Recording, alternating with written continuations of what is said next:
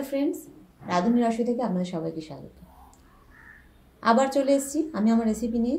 আজকে আমার রেসিপি গুড় দিয়ে চিড়ের পোলাও। অনেকে অনেক রকমভাবে খায়। আমি ব্রেকফাস্টে আজ গুড় দিয়ে চিড়ের পোলাও বানাচ্ছি, আর সেটাই আপনাদের সাথে শেয়ার করব। চিড়ের পোলাওয়ের জন্য এখানে আমি পরিমাণ মতো চিড়ে নিয়ে নিয়েছি। চিড়েটা খুব ভালো করে ধুয়ে নিয়েছি। একটু যে শক্ত চিড়েটা হয়, খুব বেশি পাতলা চিড়ে না, সেই শক্ত চিড়েটা আমি এখানে নিয়েছি। চিড়েটা আমি সামান্য ভালো করে ধুয়ে 4-5 বার জলটা ঝরিয়ে এর মধ্যে সামান্য একটু নুন আর আখের গুড় আমি মিশিয়ে মেখে রেখে দিয়েছি। আখের গুড় দেওয়ার জন্য দেখছেন চিড়ের কালারটাও কিন্তু একটু অন্যরকম হয়ে গেছে। সঙ্গে আমি রেখেছি একটু সাদা জিরে, 2 টুকরো এলাচ, 2 টুকরো লবঙ্গ, 2 টুকরো দারচিনি আর 2টো শুকনো লঙ্কা রেখেছি। এখানে আমি একটু কাজু আর কিশমিশ রেখেছি। একটু হালকা করে এটা জাস্ট একটু নেড়ে রেখে দিয়েছি। সামান্য একটু গাজর কুচি আর ক্যাপসিকাম কুচি রেখেছি দেওয়ার জন্য। আর সঙ্গে রেখেছি একটু ঘি আর নুন হলুদ একটু সামান্য লাগছে। যদিও গুড় দিয়ে হয়, এই চিড়ের পোলাওটা কিন্তু খেতে দারুণ হয়। আসুন তাহলে রেডি করি। এখানে আমি কড়া বসিয়েছি। কড়ার মধ্যে দেখুন খুব সামান্য একটু তেল দিয়েছি। দিয়ে আমি প্রথমে যে ফোড়নটা রেখেছি, ফোড়নটা দিয়ে দেবো। ফোড়নের মধ্যে একটা তেজপাতাও রেখেছি, তেজপাতাটা পরে মনে পড়লো। ফোড়নের মধ্যে সাদা জিরে, গোটা গরম মশলার মধ্যে 2টো দারচিনি, 2টো ছোটো এলাচ আর 2টো লবঙ্গ দিয়ে দিলাম, আর এই 2টো শুকনো লঙ্কা দিয়ে দিলাম। তাটা আমি 2 টুকরো করে দিয়ে দিলাম। ফোড়নটা একটু টেনে দিচ্ছি। ফোড়নটা আমার একটু নাড়া হয়ে গেছে, আর ভালো গন্ধ কিন্তু বেরিয়েছে। এবার আমি সবজিটা দিয়ে দিচ্ছি, ক্যাপসিকাম আর গাজর কুচি। সবজিটা দিয়ে একটু হলুদ দিয়ে দিলাম, পরিমাণ মতো একটু নুন দিয়ে দিচ্ছি। আমার চিড়ের পোলাও একটু নুন দেওয়া আছে, আর এখানে একটু অল্প নুন দিয়ে দিলাম। খুব বেশি নুনটা হলে আবার পোলাওটা ভালো লাগে না, তাই নুন হবে স্বাদ অনুযায়ী, পরিমাণ অনুযায়ী দেবেন। নুন আর হলুদ দিয়ে ক্যাপসিকাম আর গাজরটা নেড়ে একটু ঢাকা দিয়ে দিচ্ছি। ঢাকা দিয়ে গ্যাসটা একদম সিম করে রেখে দিয়েছি। ঢাকা দিয়ে দিলে কি হয়, সবজিটা খুব তাড়াতাড়ি নরম হয়ে যায় আর ভাজাও হয়ে যায়।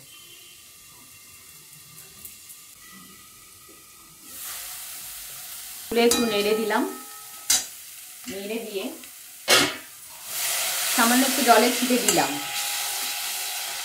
জলের ছিটে দিলাম এই কারণেই, যাতে ক্যাপসিকামটা আর গাজর তো কিন্তু একদমই নরম হয়ে গেছে, ক্যাপসিকামটা একটু নরম হতে বাকি আছে, তাই একটু জলের ছিটে দিয়ে এটা ঢাকা দিয়ে দিলাম।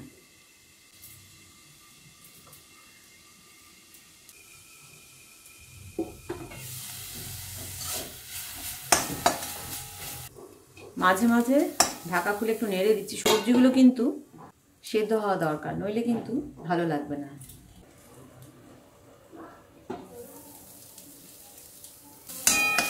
গাজর কিন্তু একদমই সেদ্ধ হয়ে গেছে, আর ক্যাপসিকামটাও কিন্তু নরম হয়ে গেছে। এবার আমি এই যে হালকা করে নেড়ে নেওয়া কাজু আর কিশমিশটা দিয়ে দিচ্ছি। আপনারা কাজু কিশমিশটা না নেড়েও দিতে পারেন, আমি একটু হালকা করে নেড়ে নিয়েছি। কাজু কিশমিশটা দিয়ে আবার একটু নাড়াচাড়া করে এবার দিয়ে দিচ্ছি সামান্য নুন আর আখের গুড় মাখানো চিড়ে। আচ্ছা, গুড়ের পরিমাণটা আপনারা কীরকম মিষ্টি খাবেন চিড়ের পোলাওয়ে, সেইভাবে দিলেই হবে। আমি এখানে পরিমাণটা বললাম না, আমরা যেরকম খাই একটু হালকা মিষ্টি আমরা খাই, সেরকমভাবেই দিয়েছি। আর কিন্তু চিনি দেওয়ার কোনো দরকারই হলো না। তৈরি হয়ে যাচ্ছে গুড় দিয়ে চিড়ের পোলাও। চিড়েটা দিয়ে এবার কিন্তু এটা ভালো করে একটু নেড়ে নিচ্ছি। চাইলে এই পোলাওতে অন্যান্য সবজিও অ্যাড করতে পারেন। নুনটা মনে হচ্ছে একটু কম হয়েছে, তাই সামান্য একটু নুন দিয়ে দিলাম। নুন দিয়ে আবার একটু ভালো করে নেড়ে দিচ্ছি। নাড়াচাড়া করতে করতে কিন্তু চিড়ের পোলাওটা আমাদের তৈরি হয়ে গেল। এবার যেটা দেব, এতে একটু ঘি অ্যাড করব। এটা কিন্তু অবশ্যই দিতে হবে। এবার আমি এতে দিয়ে দিচ্ছি 1 চামচ ঘি। ঘিটা কিন্তু অবশ্যই দিতে হবে। ঘিটা দিলে এর গন্ধটা কিন্তু চিড়ের পোলাওয়ের আরও খুব ভালো হয় আর খেতে কিন্তু দারুণ হয়। ঘিটা দিয়েই কিন্তু গ্যাসের ফ্লেমটা অফ করে দিতে হবে।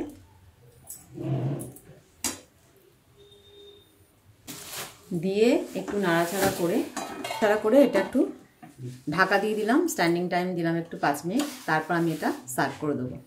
5 মিনিট স্ট্যান্ডিং টাইম দেওয়ার পর আমি চিড়ের পোলাওটা সার্ভ করে দিচ্ছি।